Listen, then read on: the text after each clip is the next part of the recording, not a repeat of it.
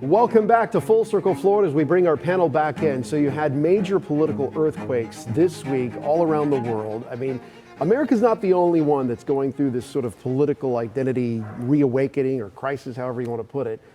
You had the situation in South Korea and France, the president of South Korea trying to impose martial law, essentially a giant fight in that country over political power. You got 6 or 7 political parties there.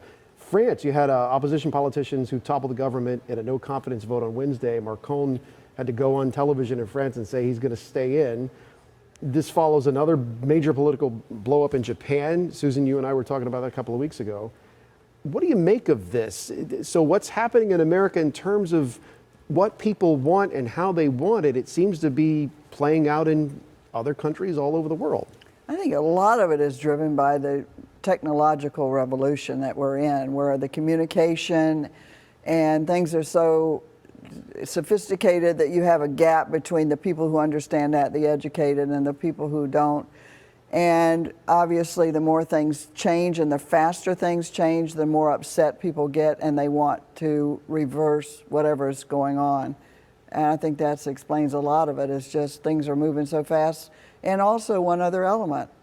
There is this thing called the global economy. We well know if you pull a plug here, that affects people here and it affects us here. So we're all intertwined. Yeah, on that note, we might have moved on from the pandemic, but I don't think the pandemic's moved on from us just yet. The economic fallout from that, you're seeing, higher levels of inflation in other countries than what we've experienced here. And in 2024, more incumbents have lost around the world than in any other year in a really long time. So to your point, it's not just here that this is happening. And I think the two big issues, technological change in the economy, and then immigration in a lot of these places too. That's right. Immigration is happening everywhere. I got 30 seconds, but what do you think about the rise of the strong leader? You're seeing that play out in other countries as well. People point to Trump. That brand is also happening in other countries. Yes, leadership and change go hand in hand in the minds of people. Worrisome if too many people think that we all need one strong leader as opposed to sticking to the process that's worked all the time. It's almost like they're not saying we're against democracy. It's like you have a choice, you have an election, but once you make that choice, that leader is going to pull all the levers of power available that you've entrusted in them. It's almost like they'd rather have that than somebody who's got a focus group every decision that they make.